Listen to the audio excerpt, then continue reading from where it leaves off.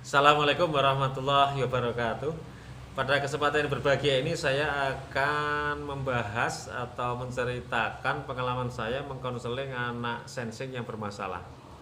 Sejatinya sensing itu sedikit yang bermasalah asal pola asuhnya benar, yaitu menekan dan bersyarat. Kemudian dia selalu ditampilkan dengan akhlakul karimah kedua orang tuanya. Mudah-mudahan dia akan terjaga karakternya. Tetapi manakala dia sering dipertontonkan atau diperdengarkan ya kegiatan akhlak atau ucapan yang buruk, dia langsung mengcopy paste dengan cepat ya. Sehingga ketika anak ini dari kecil ya, sekitar usia SD atau usia 5 tahun 6 tahunan sering mendapatkan kalimat-kalimat buruk dari orang tua maupun lingkungannya, nanti ketika masuk usia SMP dia akan sering mengucapkan kalimat itu dan menjadi karakter gitu. Repotnya anak sensing ketika salah asuh. Kenapa menjadi karakter? Karena dari kecil dia misalnya diberi omongan yang buruk, kalimat kotor begitu, dia mengcopy paste ya, dia hafalkan, melekat di otaknya sampai dewasa melekat terus. Ada dua kasus yang saya tangani, yang pertama akan saya sampaikan saat ini, yang kedua nanti di video berikutnya. Jadi saya mendapatkan klien seorang ibu mengeluh anaknya sering bicara kotor. Kemudian saya ke rumahnya, mulai mengkonseling, bincang-bincang santai gitu. Tapi belum dapatkan data saya. Kemudian ke bapaknya ya. Setelah ngomong ibunya, ibunya tak minta masuk, saya ketemu bapaknya. Bapaknya ini punya angkot ya, berarti dia sopirin sendiri.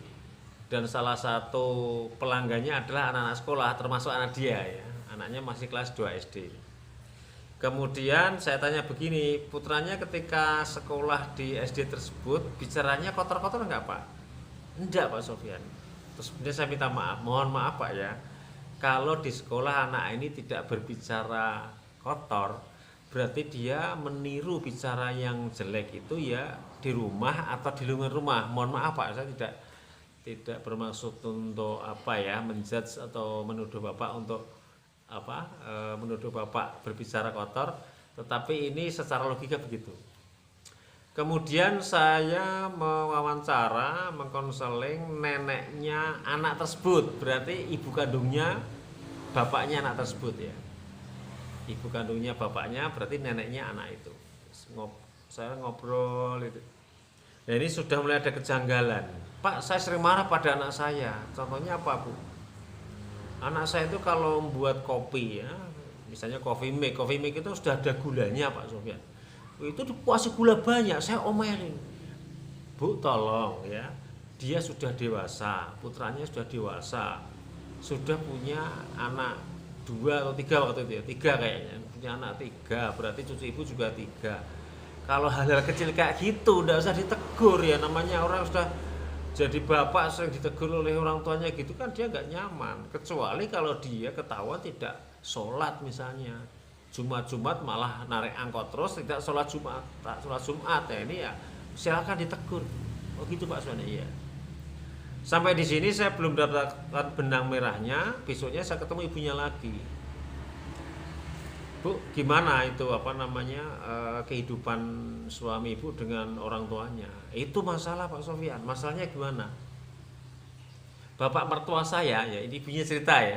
Bapak mertua saya itu orangnya tegas dalam mendidik anaknya, artinya mendidik suami dia ya. Tetapi ibu mertua saya sukanya memanjakan. Ya, sudahlah nggak usah ikut bapakmu, ikut ibu saja. Kamu tidak perlu belajar keras, sudah sana saja dan seterusnya. Yang intinya pendidikannya bertolak belakang, bapaknya bagus, ibunya kurang bagus. Maka dengan seperti ini ya rekan-rekan ya, jangan sampai terjadi kita orang tua tidak kompak seperti ini. Ketika tidak kompak ini berarti apa? Anak ikut cenderung kemana? Ke yang enak. Karena ibunya enak, nggak ada aturan ya, melanggar ini tidak apa-apa, itu tidak apa-apa, akhirnya ya anak ini dekat dengan ibunya dan karakternya menjadi kurang baik. Nah, ketika sudah nikah ya, kedua orang tua tadi masih hidup ya, berarti kakek neneknya si anak tadi masih hidup. Si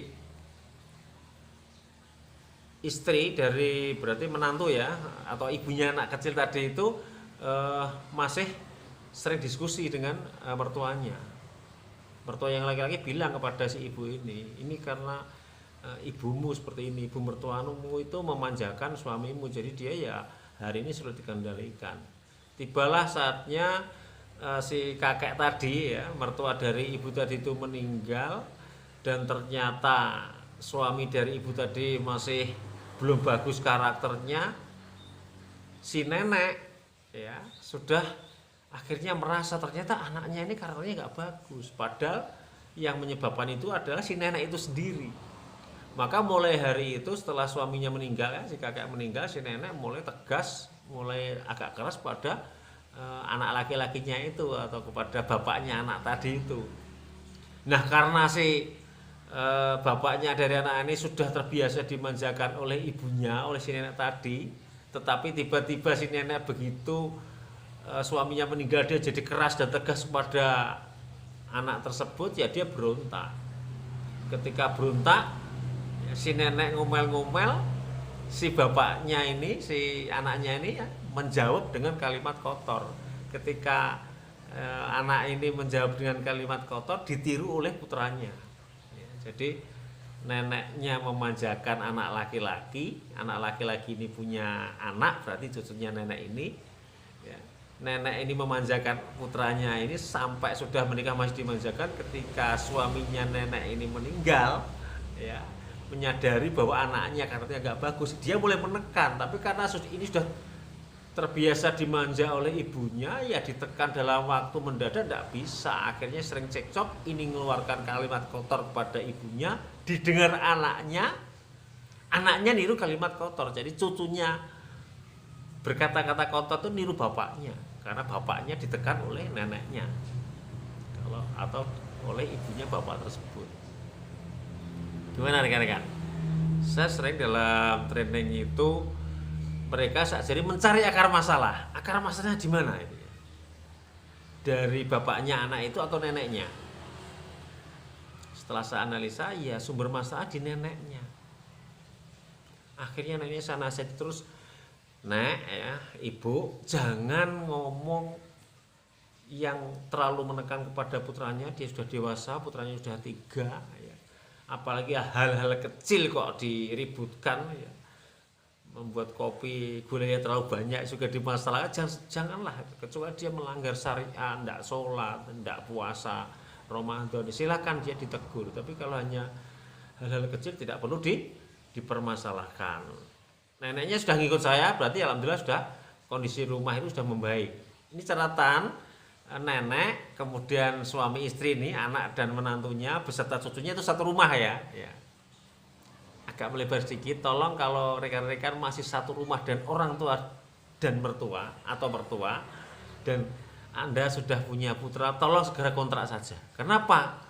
Karena di seluruh dunia ini saya belum pernah mendapati seorang kakek atau nenek yang dia tidak memanjakan cucunya. Nanti kalau orang tuanya sudah polasinya tepat ya, pas, adil, tetapi kakek neneknya memanjakan anaknya ini ya, berarti memanjakan cucunya, maka cucu ini akan cenderung kepada kakek dan neneknya karena enak. Kalau sudah seperti ini, pola asuhnya ada 2 versi, anak jadi bingung, anak akan mengikuti kakek neneknya yang lebih longgar. Ini akan jadi masalah di kemudian. Maka tibalah saya menasihati bapaknya dengan kalimat yang lemah lembut. Saya juga mengatakan kita berarti saya juga kena. Saya bilang begini, Pak, anak itu seperti cermin. Kalau jidat kita kasih warna hitam, cerminnya kan juga hitam seperti itu. Maka dalam keseharian kita sebagai bapak ini, misalnya kita rajin ke masjid, anak kita juga rajin ke masjid. Kalau kita omongnya baik-baik, suka baca Quran dan seterusnya, maka anak kita juga akan ikut kita. Tetapi kalau kita ngomongnya maaf ya, kelepasan ngomong yang tidak bagus, nah maka ya anak itu juga akan ngomong yang jelek. Sehalus itu saya menasihati bapaknya, tetapi kayaknya tersinggung dia. Kebetulan ini tetangga dekat. Besoknya istri komplain pada saya, "Bah, habis konseling tetangga itu seperti apa?" Ya saya standar aja nih. Itu ketemu saya nggak mau nyapa, berarti dia marah dengan kita. Nggak apa-apa lah. Terus saya bilang ke istri ini, saya Mi, sebetulnya ilmu konseling saya tertinggi itu bukan Stephen, adalah sebuah hadis ya. Nanti kalau rekan-rekan yang hafal hadis ini dan saya salah ucap atau salah menerjemahkan, tolong saya diingatkan ya. Saya bukan anti kritik, saya terbuka terhadap semua masukan rekan-rekan asa itu untuk kebaikan saya dan kebaikan umat Islam ya. Hadisnya ini nih, al arwahun junudun mujanadah fa in aroha minha iktalafa wa matanakaro minha ikhtalafa. Artinya kurang lebih, roh itu seperti tentara, kalau cocok dia bersatu, kalau nggak cocok mereka akan berpisah. Artinya apa? Ketika kita mengonseling ke seseorang, hati kita bersih, meskipun itu ucapan kita agak nggak enak didengar, kemudian dia tersinggung di awalnya, nanti seiring dengan berjalannya waktu, roh saya ini di luar sana, di alam roh itu, ketemu dengan rohnya bapak tadi. Dia kan marah tuh dengan saya, nggak punya tegur sapa saya, nggak mau bertegur sapa ke istri juga. Nanti roh saya dan roh dia itu akan ketemu di alam sana, mereka akan ketemu, bincang-bincang. Oh ternyata maksudnya Pak Sofyan itu baik, Pak Sofyan itu hatinya bersih, ingin menasihati Anda. Setelah proses itu terjadi, ketemunya roh itu nanti, ya setelah itu biasanya orang itu jadi baik lagi kepada saya, meskipun saya tidak pernah menegur sapa, tidak pernah bertemu, dan tidak pernah menasihati lagi. Alhamdulillah, yang saya yakini di situ terjadi. 3 bulan kemudian dia dengan naik angkotnya itu mengantar anak saya masih kecil dari sholat Jumat pulang ke rumah ya, jaraknya sekitar hampir 1 kilo ya. Berarti dia sudah baik pada saya karena mau mengantar anak saya dari masjid ke rumah. Saya japri ibunya anak itu, Bu gimana putranya? Alhamdulillah Pak Sofyan, dia sudah baik, sudah gak pernah mau kotor lagi.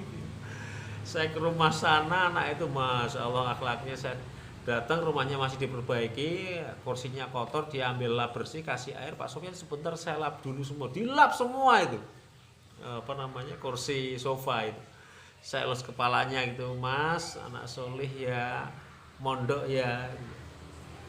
Alhamdulillah dia naik kelas 2 ke kelas 3 langsung mondok ya, di pondok pesantren ya, di sebuah kota ya. Jadi dia kelas 3 sudah mondok sampai insya Allah sampai sekarang ya. Demikian rekan-rekan, bagaimana saya menangani berbagai kasus di lapangan. Saya tetap menggunakan juga Islam, apakah hadis, apakah ayat, apakah sirah nabawiyah ya, kejadian di sejarah Nabi Muhammad SAW itu saya pakai. Tetapi tetap saya kombinasi dengan Stephen, dua-dua ini saya pakai terus ya, kombinasi sehingga hasilnya bisa maksimal. Demikian rekan-rekan semua, kalau mau bertanya silahkan japri, boleh di WA saya atau komen di kolom komentar, insya Allah nanti akan saya jawab. Kalau jawabannya panjang ya akan saya buatkan videonya ya, biar bisa dinikmati dan diambil hikmahnya untuk banyak orang. Demikian dari saya, bersambung lagi nanti kasus yang kedua masih di anak sensei. Assalamualaikum warahmatullahi wabarakatuh.